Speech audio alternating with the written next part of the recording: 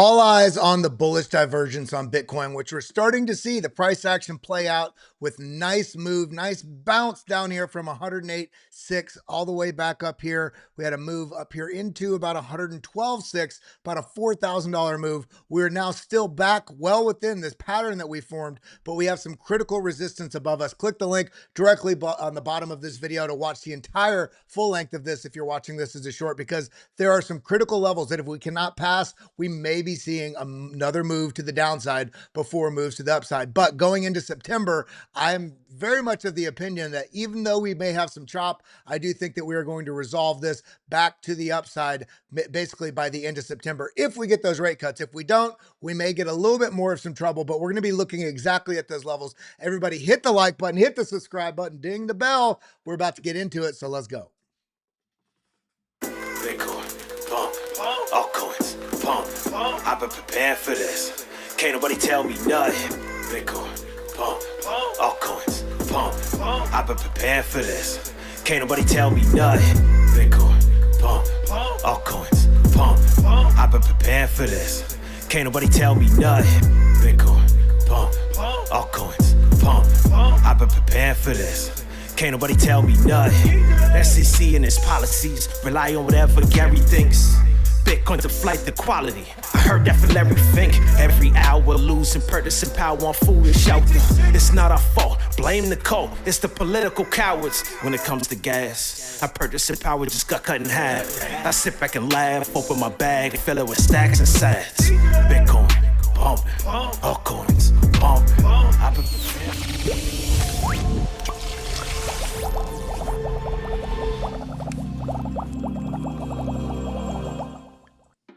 Good morning, good afternoon, good night. And just so you know, that is not me rapping on that like the serpent god in here just trying to get in here with some negative energy. That is just music from somebody that was watching the show who sent it to me, and I thought it was apropos for what's going on in the crypto market. So shout out to everybody that is here, because we're seeing a little bit of bounce-age in the charts right now. What are we seeing? We're seeing a move back basically only up to the previous range lows. Is this really that bullish for this to push up and get rejected at these lows? Well, not yet, but it could be the start of something mega if we can get beyond a key level, which I'm going to be going over here in just a moment. But we do see here on this 4-hour chart, beautiful bullish divergence, not only on the RSI, meaning we have higher lows here on the RSI, meaning the lowest part of the strength. It's getting stronger along the way while the price fell, and at the same time we're seeing basically a huge negative money flow here, meaning money coming out of the asset, and this is getting back towards the zero line where there's less money coming out. So there's strength in the money, strength in the actual RSI while the price is falling, giving us that signal which we talked about over the last few days, and that is this pushing up into this zone here. But we've got to clear some key levels, which we're going to be talking about here in just a moment. But as everybody rolls in, how you doing? How you feeling? How's your portfolio looking? Are you still stacking? Are you getting chopped out? We got about 300 people in the room right now. We should have another 1,000 or 2,000 people rolling in here over the next few minutes. But shout out to everybody here. If this is your first time, welcome to the BitLab Academy family. My name is Kellam. Shout out to our channel partners, Bitcoin IRA, and of course, Arculus. Head over to getarculus.com. Use code BitLab20 for 20% off, the best crypto cold storage solution there is, because you got to protect your future. And the way you do that right now is by protecting your crypto that you are stacking. Getarculus.com. Use code BitLab20 to get 20% off. Now, getting back into the data, what are we looking at right now? Because things are still looking relatively choppy on the one side, but also are we going to see an up timber? Are we going to see the bullishness return in September, or are we going to see the classic pattern that we've seen large in part over the life of Bitcoin of seeing a little bit of a soft September where we saw a July and August pump, and then you get a little bit of a cooling, even if it's just sideways price action, chopping in small ranges, or are we going to get a sell-off? Let's talk about it, because when we're looking at the market, we're still trickling right around that $4 trillion market cap level. And interestingly, as big as we feel crypto is, remember the entire crypto market cap, and that is Bitcoin, Ethereum, XRP. I mean, that's everything in the crypto market is currently just under $4 trillion, while Nvidia is up there about $4.4 trillion as an asset by itself. And the reason why I'm talking about these two things is because it's critical to understand that these markets are all now basically interconnected and they affect each other within this risk on and risk off mentality in the market, certainty and uncertainty in the market. And today is the day where we get that earnings report from Nvidia. And I'm going to show you something that may indicate a higher likelihood of some good numbers. But if it doesn't turn out that way, then we could see the entire market, Bitcoin, Ethereum, and your alts as well, all take a little bit of a spill. And that's those numbers will come out at 5 p.m. Eastern time later today. So we're going to be talking about that here in just a little bit. But we're seeing this still, fear and greed still in the neutral territory. Bitcoin back up to about that $112,000 level. It's spilling back just a little bit. Ethereum over 4,600, XRP right at $3. BNB 862, Solana 206. Things are looking relatively good. I mean, when we're looking at the market and we understand that, I mean, from basically this point after this mega pump here and then the sell off back up, essentially this has just been ranging for about this period of time, which is 48 days, about a month and a half. About a month and a half, a month and 10 days. A month and 20 days almost right here. And we got the basically deviation to the upside, came back to equilibrium, washed these folks out, and then really made everybody think this was going to mega send here. So we trapped down, trapped up, came back down for a deeper trap. I do think there's a little bit of work to do, but I do think that this market is going to start resolving to the upside in the near future. Museum of Corruption with the sunshine. Good morning to you, Seth Shepard. What's up, Kelly? What's up, Seth? How you doing? Objectively, real reality, objectively. Good morning, BitLab Techs, Professor Kellam and crew. How you doing? We got Fear and Loathing Media, Nwizzle, Mikhail Memdovich. How you doing? Pre-Rich, Teddy, we got the whole crew in here. Granny's Garden, one of the first in the room. Kabir Lamba, how are you doing? September is always bearish in crypto, says Kabir. Well, that's one of the things that we have highlighted, but it doesn't mean it has to remain true persistently in every year. Now, we've talked about this over the last month where we want the market to be bullish because it's so much more exciting for our portfolios. It's so much more exciting for our profits. But beyond that, the market landscape right now is kind of a bit of a tizzy because there's all this data, historical trends, and it could be crypto, could be Bitcoin, but also when you're looking at traditional stock markets, that there's a lot of things. I think there's implications and carryover effects that are still affecting and compounding either bullishness or bearishness, both in different ways in this market because of all the money printing, the supply chain logistic issues that we saw post-COVID, but then also the world sort of resettling in to also having social media and the awareness that people have about things going on with monetary policy, with the Fed, with Jerome Powell, with what's going on with inflation. There's so much more general awareness, and even if it's not pervasive that everybody in the country, the culture knows about it, let's say 4% of the people, this is a made up number, let's say 4% of the people were really concerning themselves with this and being, keeping themselves apprised of what was going on pre-COVID. I think post-COVID, because of the mass inflation that we had in such a short period of time, at the same time, social media has become something that nearly everybody is basically participating in some way, whether it's on a social media platform or even using things like Google and X and Meta and Instagram and just the general awareness and spread of information that people have now. And their personal effect that they felt from inflation at the grocery store and the gas prices and house prices and cars, all these things. People, let's say that number went from 4% awareness now to 8%. That's still 100% increase in terms of people being aware of what's going on. Now, again, those numbers are made up. I don't know if it's 4 to 8 or whatever, but I do think that there is generally a pretty large growth in the amount of information that people are considering in terms of economic policy, monetary policy, the effects of inflation, and being concerned about that. So I do think that there's a little bit more focus on investment now than there was before. And there's also a huge amount more debt. So I think some historical trends and how you would see things play out are also being a little bit obfuscated by a shift in culture. So let's pay attention to what's going on. Could we see this market continue to pump in September into October?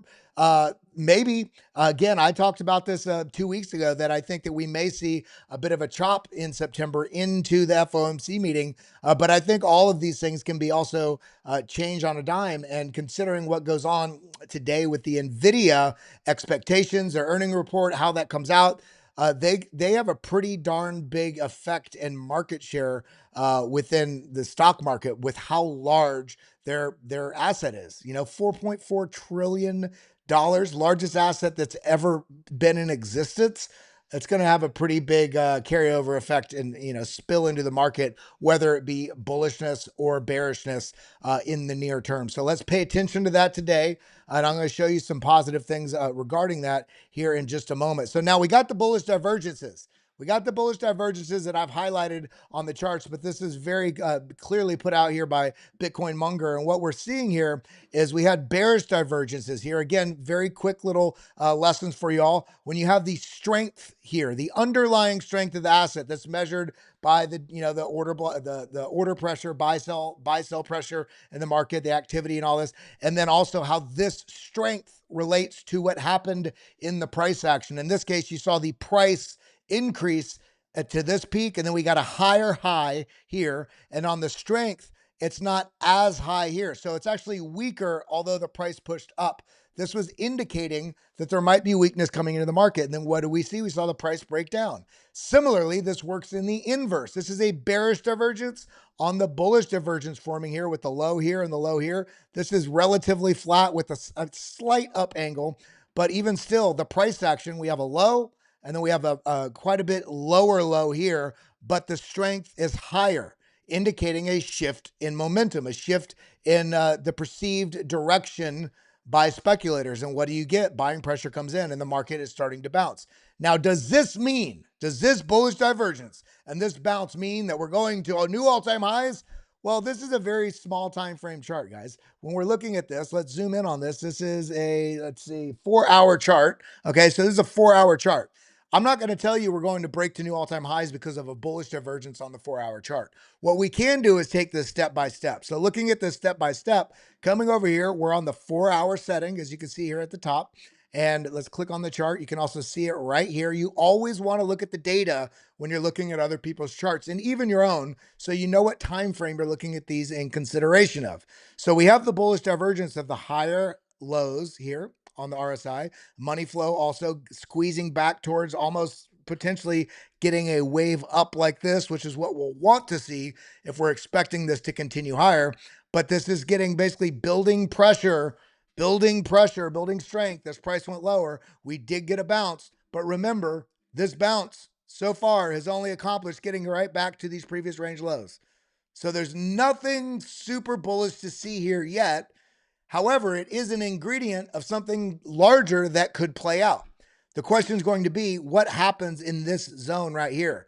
Does this sell back off and just basically be a bull trap, and then this moves down a bit lower? You know, essentially like this, where we have moved down, basically bull trap down, or is this going to get the strength come in? And I think this may be in some ways kind of determined on what happens with the entire broader market this evening with the Nvidia reports. But if this is able to push up and break beyond this 113 to 114 range right in here, that's when we start to not go to all-time highs, but then target the next range up, which is here in the 117 to 119 range right here that we already have drawn on the charts. Now, the reason we want to do this, the reason we don't want to see a bullish divergence and just go mega long expecting this to go to new all-time highs is because that's how you wreck yourself. Check yourself before you wreck yourself. And the way you check yourself is you set up levels on the chart that show high liquidity interest or high probability database levels that you can expect price action to potentially have some issue with. So if we do a Fibonacci move from the top here to the bottom, I just want you to notice something. We what was that first level that we just talked about? That 113 to 114 level that happens to be right at, just below this 382, the lowest fib. If this bounces up to here and rejects, that's actually quite bearish because this could not even get up into this golden pocket. In fact, if this does move up into this zone, basically 114.5, and takes this out, that next level that we highlighted, and this has to do with the liquidity. This is where all the chop was happening in the charts. If this pushes up into here and rejects in the zone, it's also just shy of the golden pocket, 0.618, 0.65. So a rejection here is still this. It's more of a bullish rejection, but if it does reject here, you can expect, even in a downtrend, for price action to regularly return to the golden pocket and then continue to the downside. It doesn't mean it has to happen, but the point here is that you're looking at this as basically a checkpoint. You're utilizing this as a checkpoint to see how the bulls interact with this zone. If it does reject here for a small, basically rejection, build a bull flag or something and then break out, bounce, and then go like that, fine. But at least now we have levels that we're paying attention to on the chart. People are very expectant of this market going to new highs in the near future, whether it's in September or not, because September is always bad in crypto. Maybe we have the bit of a washout of all this over expectant liquidity in September. And then once we get the rate cut, third week of September, going into the end of September and October, maybe we start to resolve then. The question's going to be, how does it play out? Because this has been the cycle of broken expectations, because everything is so bullish on the landscape of the crypto marketplace, especially with all the regulation, the legislation, and the empowerment from the US government and other world governments and corporate treasury. The list is endless for how bullish this is. So people just expect every time it moves up $2,000, $3,000, it's about to break to new all-time high. You got to pace yourself here. So looking at this is good, but what does it mean? Because we have the bullish divergence. However, this is what it looks like when we go into the second half of the year, right? This is after July. So let's zoom in on this and take a look at what we're seeing here.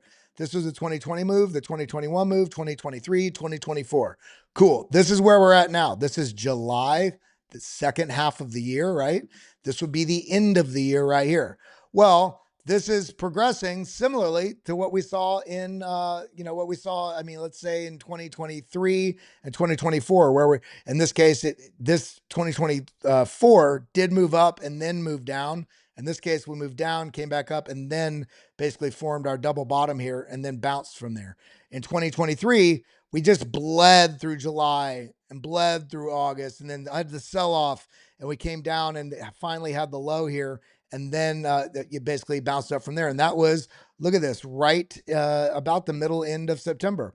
And then we see 2020, which is a whole different cycle, right after COVID crash, recovery, and then boom, pop from there. But the point is, let's remove 2020 because of how different that market was, because the world economy shut down. Looking at 2021, 2023, and 2024, I don't know why they don't have 2022 in there, but looking at this, what we're seeing is we had the low here, a little bit sooner here, and a little bit sooner here. Is this going to persist and potentially we get this low, whether it's today or when we had the 108,000 yesterday, or is this going to persist maybe a little bit more chop? Look at the sideways.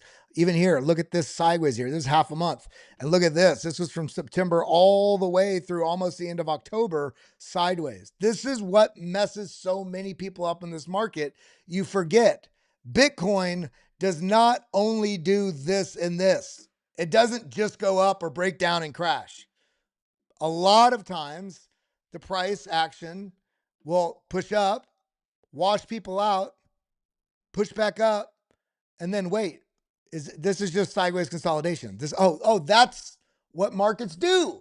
You have to realize this is what really destroys the majority of people trying to trade the market if they have a bias in one direction. If you're trying to trade the market and you don't have a bias of wanting or needing that to continue up, then you can effectively make some profits here. Because if you are trading the market, like you're doing trades throughout the week, maybe throughout the day, you cannot have a bias either direction, bullish or bearish. You can look for small term bearish swings and then the reversal back to a bullish swing, back to a bear. But if you're expecting this larger move every time the price pushes up, then all you do is chop yourself out because it pushes up, you buy, and then it drops, so you sell. And it pushes up, you want to catch it, and then you sell because it drops. And then so you keep chopping yourself out or making the wrong move. Similarly, you think it's a top, so you come down, you short this, and then it pushes up. Then you get back in, and then you short it back here because that must be it, because now it's a double top, right?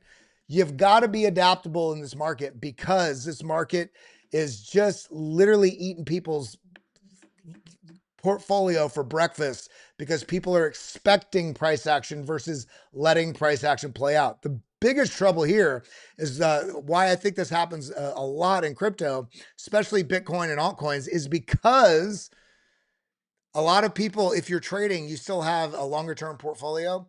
And the problem is you start taking from your longer term portfolio and trading it, trying to expand your longer term portfolio, but you're trading it with the, I need my portfolio to go up. So you get too expectant on longs. And then that happens enough time, you don't want to lose any more money, or you trying to recover it on the way down. So then you short because it must be over because crypto Twitter says it's over. This market's not over and it's got a long way to go. XRP fan here says boosted one. Shout out to you. Everybody's got their coins they like, and if you're making money in the market, I'm happy for you. That's all that there is. Now coming back over to the data. So I don't think there's a clear it's going to crash in September. I think we need to be a little bit more reserved on calling the direction. If I had to guess, I think we will end September up. Now that even with price action, I want you to hear this. Even looking at price action right now, if we look at this and we measure this out, I just want you to realize something. This really messes a lot of people up. Date range, we're going to go from here. Let's go to the end of September, which would be right here. September can end bullish and still wreck a lot of people to the downside. Because what could happen, say this does have a deeper continuation to the downside into the middle of September. We crash. Oh my God. It goes down to 105, 104, comes down to 101. That will ruin people because they're going to think the market's over. And then what if this happens with this massive sell-off, which would not be small, guys? I just want you to realize this. That would be, another 10% down from here, which would represent a move that would be down about 18, 20% from the top. Normal within a bull trend. But this could happen, and yet September could still end green, because all it would need to do is have basically a reversal pump like this and end back above where this is here. So you could have this massive shakeout, recovery into the continuation that does go to new all-time highs. So be a little bit cautious right now, because we're also entering into the time period on Bitcoin that can regularly, some people assume, is a 4-year cycle. And there's a good number of people in the market that are assuming that we're coming into that time frame, September, October, November-ish, about when people are expecting the 4-year cycle is going to top, so you need to exit the market. I'm not of that opinion, but you need to do what you're going to do. But because of that, because of the rate cuts that are coming, because the money printing that's down the line, but also the conflicting ideas about what this market cycle is going to do, I do think it's going to lend itself to a very confusing marketplace in the next 2 or 3 months. Some of you are going to make an absolute insane amount of profits down the line from what you do in the next 2 to 3 months. Some of you are going to make terrible errors that's going to steal hundreds of thousands, if not millions of dollars from your future, because you're too excited to do something specifically that you learned from a guy on YouTube.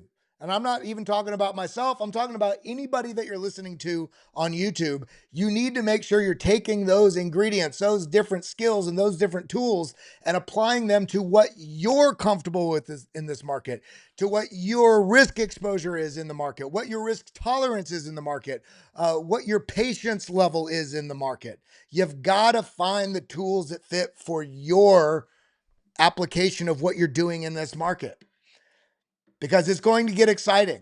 And some people are going to make an insane amount of money, and some people are going to make some insane errors that they're going to be thinking about from 5 years from now. Man, I think about the 11 Bitcoin I lost in 2 trades. 11. Now back, when I did that, it was in the, sub 10,000 Bitcoin, dollars Bitcoin. But I do the math on it every day in my head. I'm like, man, that was $1 million loss, right? 100,000, right? Times 11, 1.1, $1.2 million. Don't do yourself those issues right now. Don't give yourself that complex by making stupid decisions here. When if you're not sure what to do, stack and just sit on your hands. Now, continuing on, this is that level. This is from Rect Capital, very similar to the level that I was just talking about. What was it?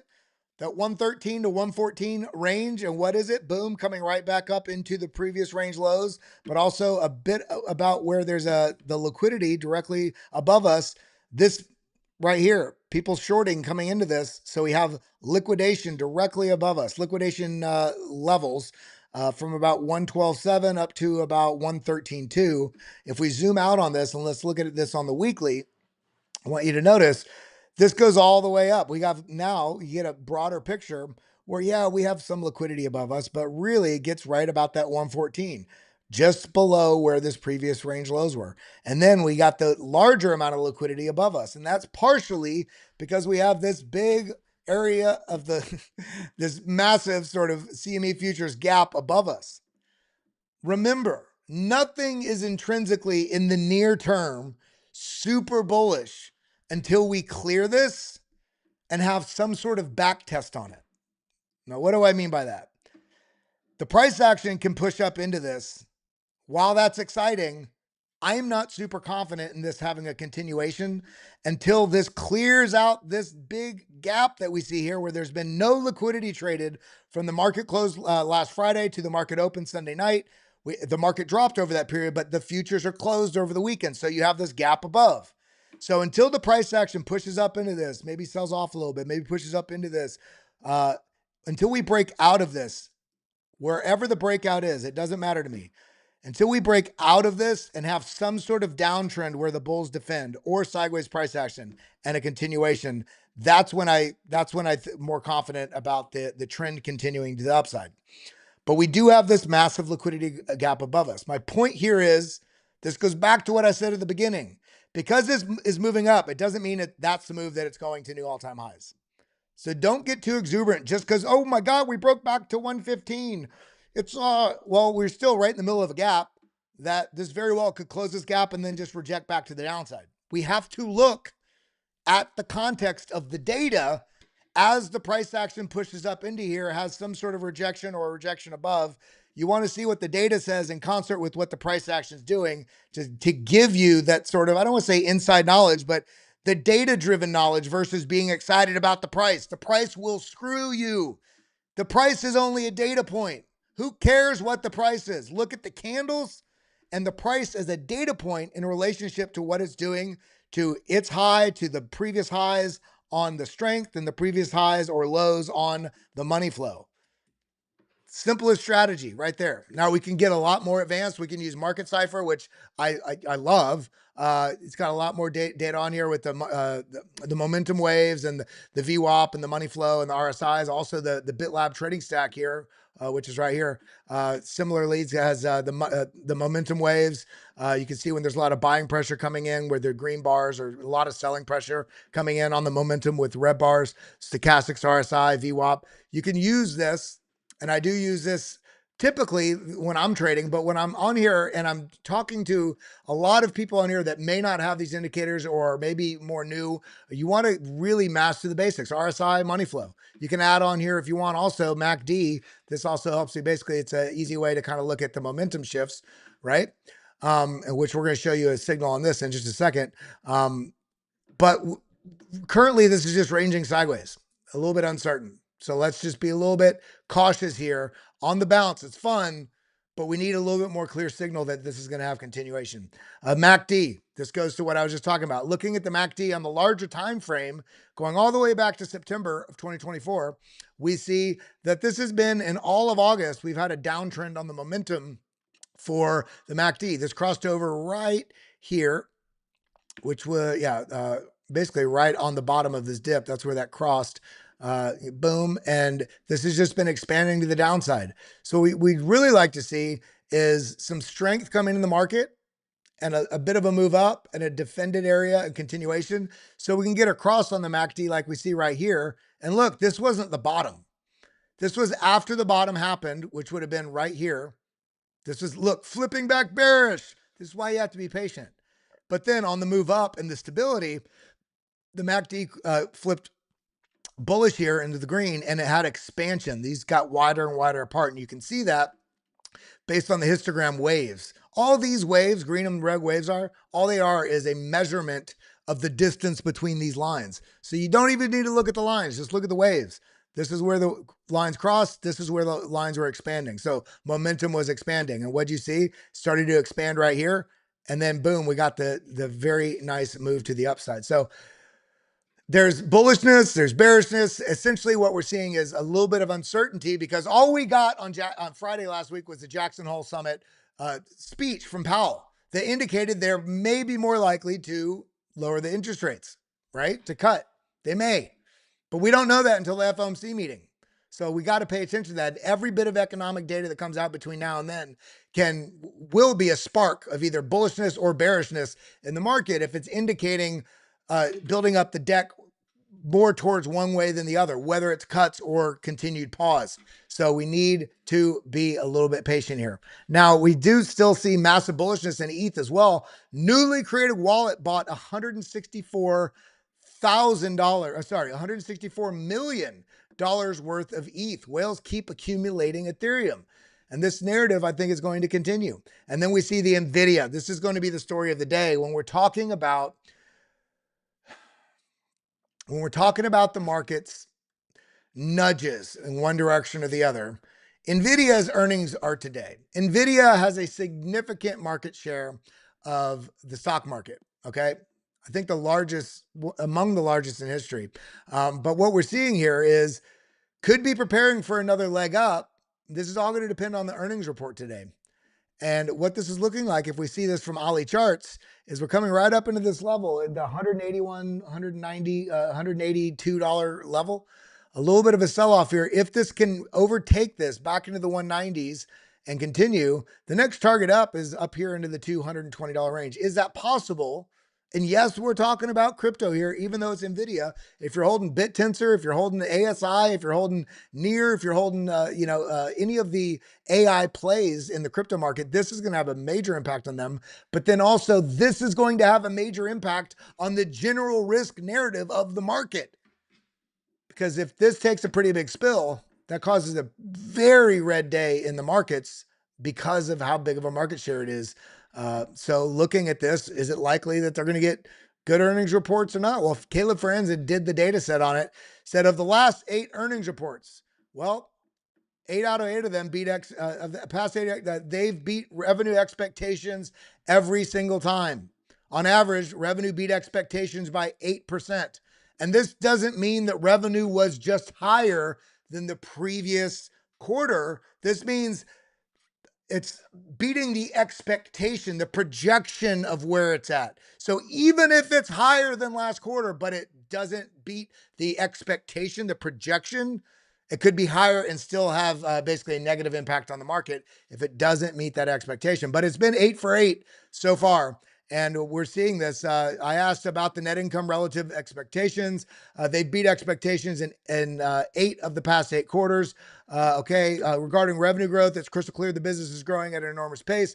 Average quarterly revenue is a plus 150%, 150% revenue growth year over year. This is insane. It's decelerating a little bit, but it's still very, very good. Regarding the EPS, earnings per share, it's the same trend. Average year-over-year earnings per share over the past 8 quarters, plus 263%.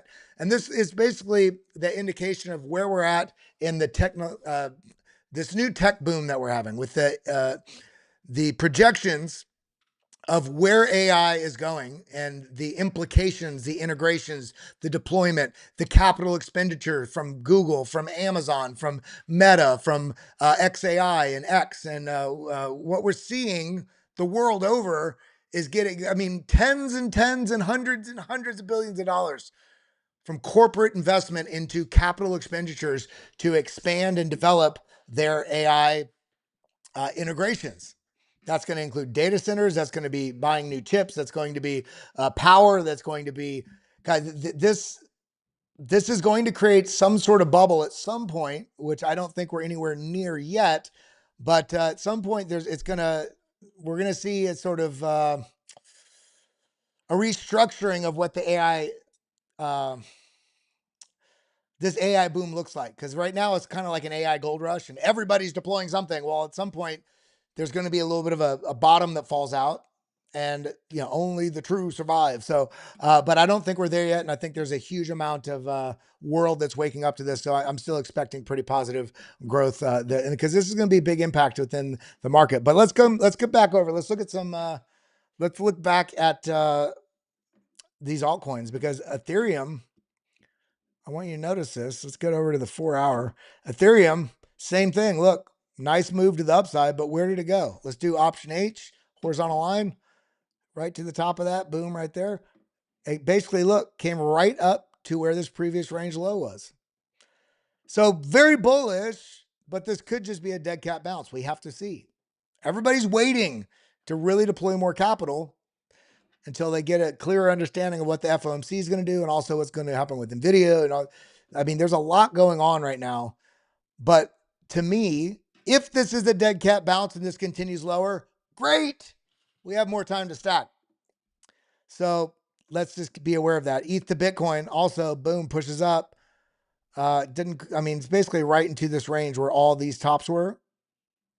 So no clear signal there. But the Bitcoin dominance chart showing a little bit of weakness here.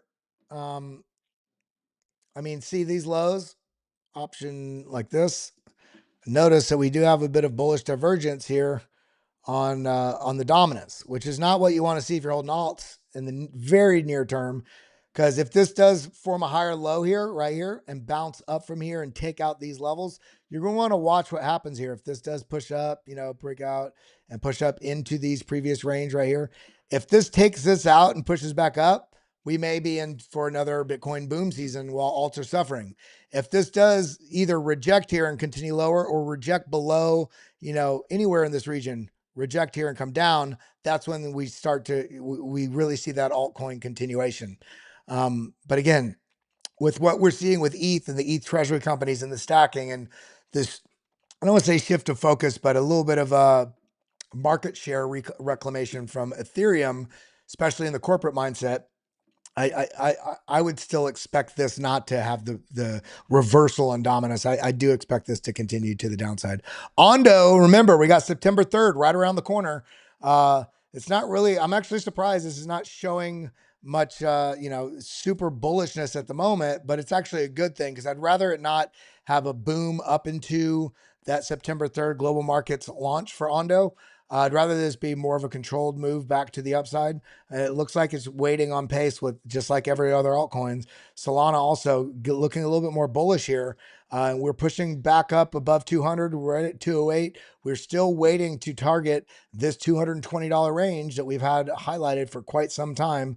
Money flows come out, it's back at zero, but the RSI now broke back above the 50 line. See this? Back above the 50 line. Let me put that at the 50 line. There we go.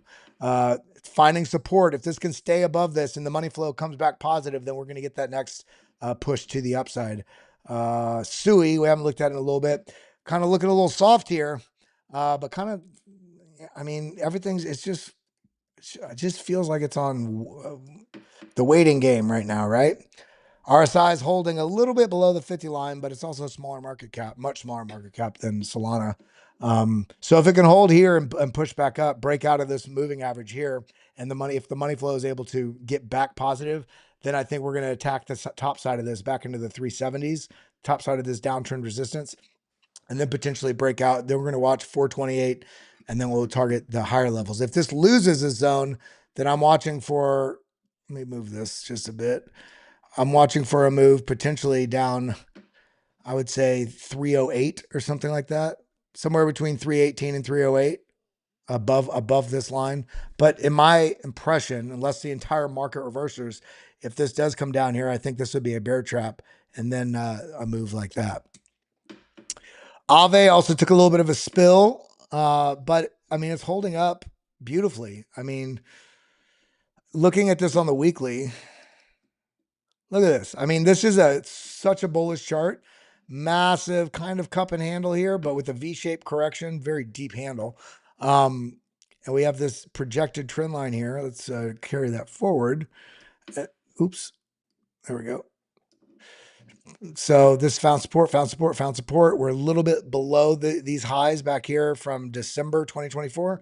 If we could take these out, which is directly below the macro golden pocket at 445. Once this pushes up and breaks past 445, I think this is when we're in clear indication that this is swinging for the higher zones. Morpho. Haven't looked at Morpho in a minute. This looks pretty darn bullish too. Nice move to the downside, recovery back all the way up to the golden pocket. Remember what I said? Price tends to find its way back to the golden pocket. This is where we got rejected, came back down, but still very bullish. The one thing I would caution here, though, this may get completely disregarded by just what the market in general does. It looks a bit like a rising wedge here. So just something to note. It doesn't mean I'm saying this is going to break down out of this because rising wedges break bearish, but just something to note that we are seeing that on the 4-hour chart. Money flow has come down pretty bad, but the RSI is now getting down into corrective territory, as you can see in these previous times here, see, and we're coming back into the zone. Money flow is quite low though. This needs to recover a bit. So we're kind of a little bit of a waiting game right now, everybody, but I'm finding myself grateful for the opportunity to continue to stack, we're moving studios. So that's why I've been pressed for time this last 2 weeks, getting those things. As soon as I'm done here, got to walk the dog. Then I got to go, go over to the studio, finish getting that set. And I should be Ben McCosh. What's up, brother? I should be set up in the new studio by the end of this week and streaming from there either later this week or early next week. But I love you guys. I appreciate you guys. Keep stacking. Stay patient. Stay mindful that this market is meant to frustrate you. Be frustrated. It's okay. But don't let the frustration cause silly errors, forced errors, where you're just giving away money or giving up the ability to profit because you're being triggered emotionally. This market, as we've seen in every cycle so far, 2017 is the best analogy, where we saw 11 different moves of 15% or more to the downside on the way up. 8 of those moves being like 30 to 45% crash in the middle of a parabola to the upside. So let's remember that on the way up, guys. Let's remember that as we're looking at these markets. We're seeing a little bit of softness right now in the markets. I mean, this is 2017. See, this is a 40% crash. You come up even higher right there.